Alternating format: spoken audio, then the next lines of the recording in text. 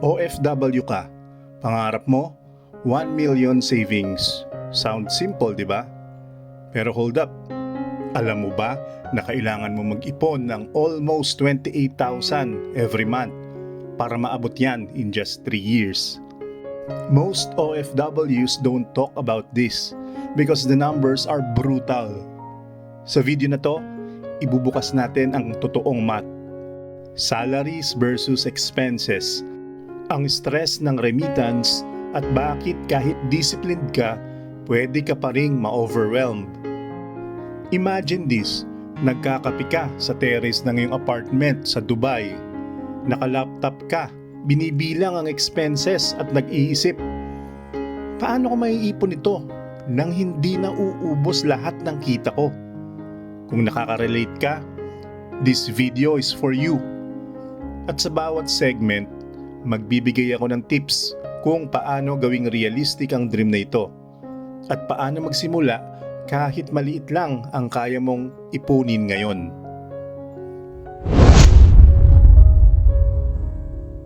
Unang tanong, bakit 1 million? Para sa karamihan, life-changing ang number nito.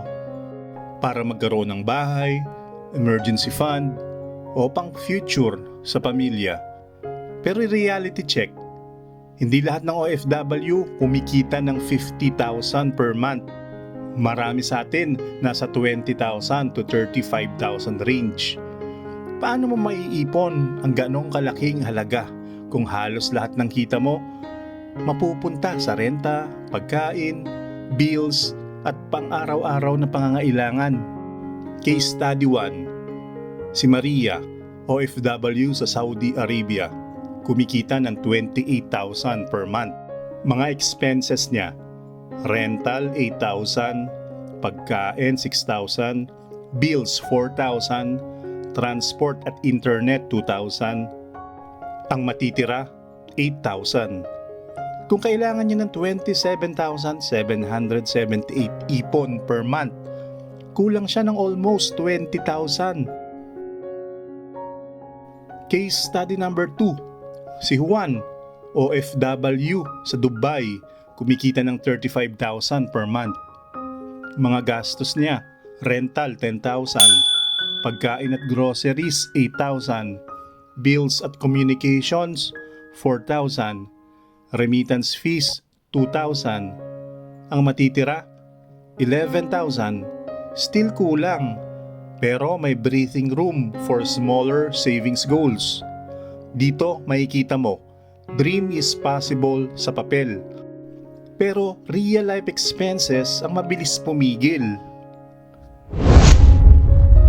Let's break down the math. 1 million divided by 36 months equals 27,778 per month. Yan ang amount na kailangan mong ipunin monthly para ma-achieve mo yung goal na 1 million. Sa isang side, sounds doable. Pero sa reality, kung kita mo is 30,000 pesos, halos 90% ng income mo dapat mapunta sa savings. Forget about emergencies, enjoyment, or social life. Lahat kailangan i-cut off. Kaya mo ba yon? Visualize this. Salary versus required savings chart. Kita mo, halos imposible ito sa karamihan. Mini tip, kung gusto mong maabot ang goal na ito, kailangan mong mag-budget aggressively at may extra income. Pwede rin alternative methods tulad ng investments para hindi pure cash savings lang. Sa inyong mga viewers, kung nasa 30,000 month ka, paano mo gagawin ng savings na 27,000? Kaya ba? Comment down below para malaman ng mga viewers natin kung doable ba o hindi.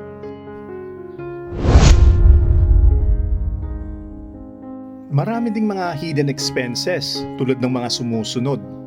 Una, daily living, kape, snacks, pamasahe, maliit pero mabilis dumami. Pangalawa, remittance fees. Kahit small transfer, it adds up to thousands yearly. Pangatlo, emergencies, sakit, repair sa bahay, travel back home. Pang-apat, lifestyle inflation.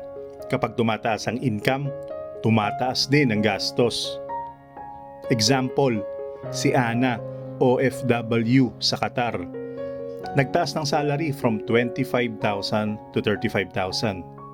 Result, gumastos siya ng extra sa gadgets, dining out at trips. Even though more income, ang savings hindi masyadong tumaas. May mental and emotional cost din ito. Stress sa pressure na mag-save aggressively habang nasa ibang bansa. Maraming OFWs na burnout sa sobrang pressure sa sarili nila para maabot ang 1 million dream.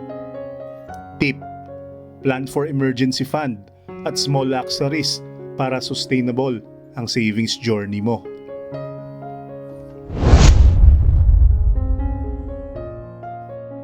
Bakit mahirap maabot ang 27,778 per month goal? Una, temptations, mall trips, social life, pamimili ng gifts para sa pamilya. Pangalawa, opportunity cost, travel, leisure, hobbies, relationships minsan sinasacrifice. Pangatlo, irregular income. Overtime or bonuses may come, but inconsistent income makes monthly target stressful. Storya ni Marco, OFW sa Bahrain. Nag-save ng 20,000 per month consistently. May emergency na nag-require ng 15,000. Na-try niyang cover, but savings goal disrupted. He learned to maintain buffer para hindi na ma-disrupt ang plan. Ang solution, budgeting, automatic savings, side income, freelance or part-time abroad. Sa viewers, anong gastos mo sa abroad na madalas nakakaapekto sa savings goal mo? Can you comment down below?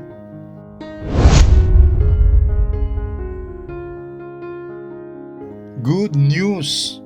1 million dream is still possible. Pero kailangan smart. Paano? 1. Break goal into milestones. 250,000 first. Celebrate small wins. 2. Gamit ang alternative strategies, UITF, mutual funds, stocks. Grow your money while hindi mo iniisip every month. 3. Start small. Kahit 5,000 per month. Consistent beats one-time big push. 4. Reduce lifestyle inflation. Prioritize needs over wants. Maintain simple living even if income rises. 5. Emergency fund. Buffer para hindi ma-disrupt ang 1 million goal mo. 6. Extra income side hustles. Freelance work, online selling, or part-time abroad. 7. Financial education. Learn to invest, budget, and manage money. Additional tips. Automate your savings. Scheduled transfer every payday. Track expenses using apps for transparency. Avoid comparing with other OFWs. Focus sa sariling plan. Include your family in financial plan para realistic ang expectations. Mini case study, Zilisa, OFW sa Singapore, started saving 10,000 per month. After 2 years, invested small portions in UITF.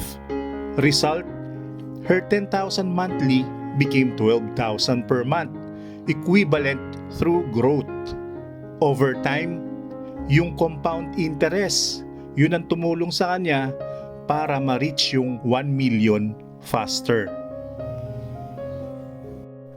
So, OFW ka man o nag-iisip mag-abroad, tandaan, 1 million dream is possible, but not without understanding the numbers. Start today, kahit maliit lang. Build habits, invest smart, and plan carefully.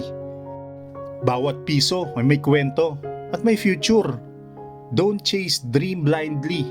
Plan, strategize, and take action. Kung gusto mo pa ng more OFW financial tips, side income ideas, at realistic saving strategies, don't forget to subscribe. Simulan mo ngayon. Kasi kahit maliit ang simula, malaking pagbabago ang pwede mong ma-achieve in the long run.